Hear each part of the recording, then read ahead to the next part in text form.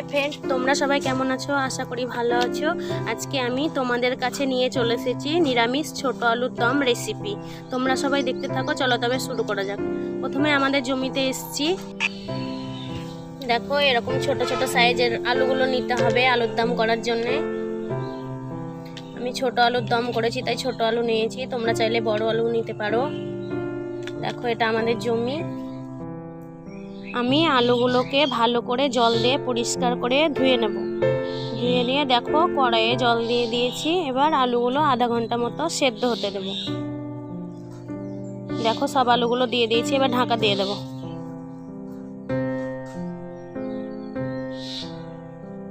আমার আধা ঘন্টা হয়ে গেছে। দেখো, আলুগুলো সেদ্ধ হয়ে এসছে, এবার নামিয়ে নেব।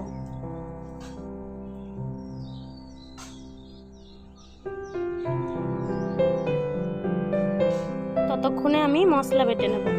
মশলাতে দিয়েছি আমি গোটা জিরে, গোটা ধনে, 4টে শুকনো লঙ্কা আর আদা দিয়ে ভালো করে বেটে নিয়েছি। দেখো, বাটা হয়ে গেছে, এবার তুলে নেব। এরপর আমি পোস্ত বেটে নেব।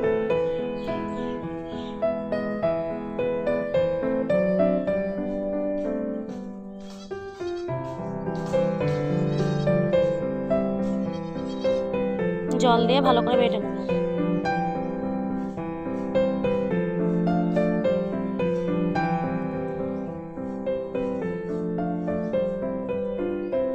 পোস্ত বাটা হয়ে গেছে, এবার তুলে নেব।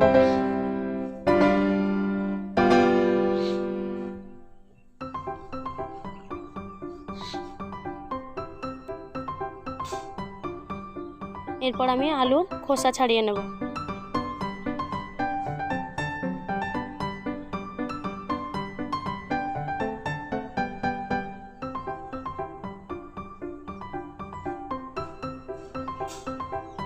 দেখো, আমার আলুর খোসা ছাড়ানো হয়ে গেছে। এবার আমি কড়াই বসিয়ে দেব।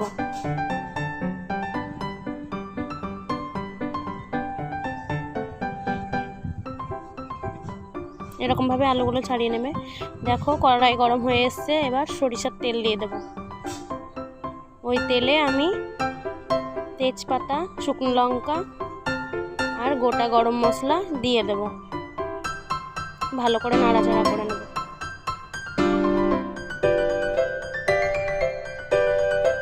এরপর আমি বেটে রাখা মশলা দিয়ে দেব। মশলাটাকে ভালো করে ভেজে নেব।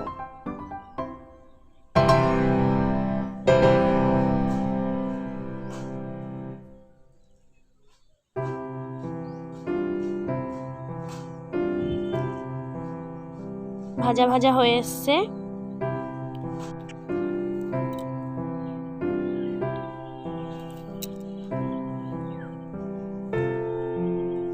এরপর আমি পরিমাণ মতো হলুদ দিয়ে দেব।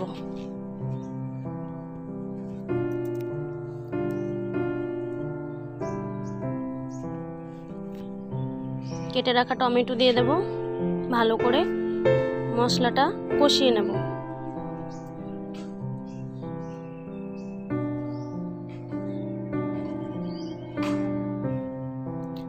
ভালো করে কষানো হয়ে গেছে।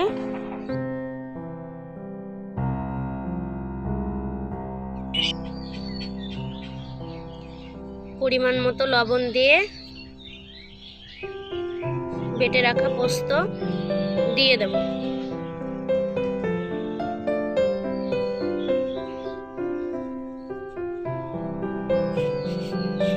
ভালো করে নাড়াচাড়া করে নেব।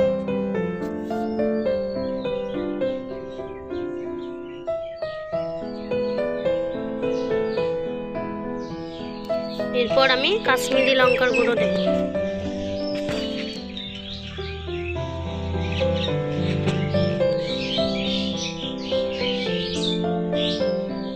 ভালো করে আমি মশলাটা এবার কষিয়ে নেব। আমি আগে মটরশুঁটিগুলো ছাড়িয়ে রেখেছি, এবার দিয়ে দেব। ভালো করে নাড়াচাড়া করে নেব।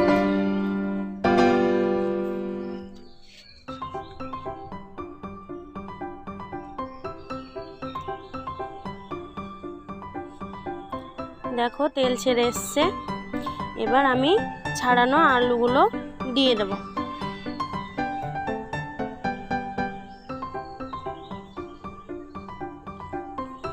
দেখো মশলাতে কি সুন্দর তেল ছেড়ে এসছে।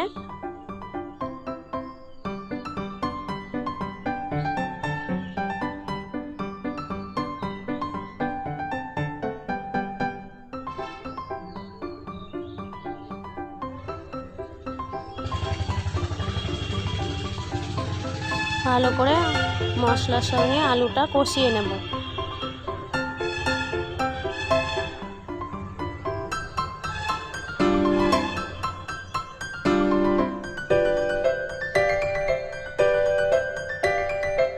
দেখো আমার কষানো হয়ে এসছে। আমি আগেই গরম জল করে রেখেছিলাম। এরপর গরম জলটা দিয়ে দেব।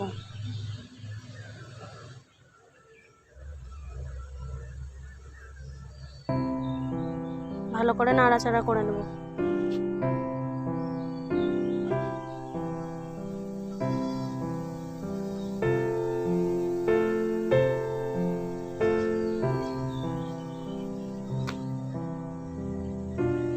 দেখো আলুর দমটা ফুটে গেছে।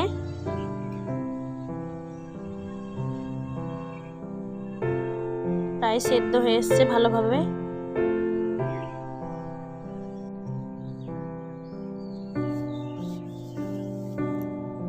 দেখো কি সুন্দর ফুটে উঠেছে। এরপর আমি ভালোভাবে নাড়াচাড়া করে নেব আরো একবার।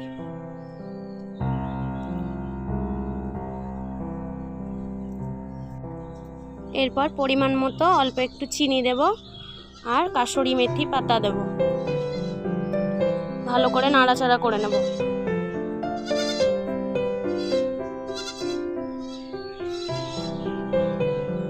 এক চামচ ঘি দিয়ে দেব।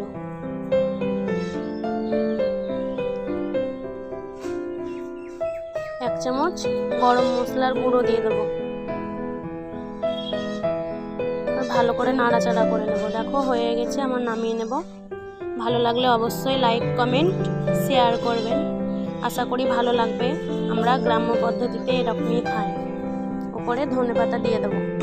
কালারটা দেখো কত সুন্দর এসছে। এরকমভাবে তোমরা সবাই বাড়িতে তৈরি করে খাবে।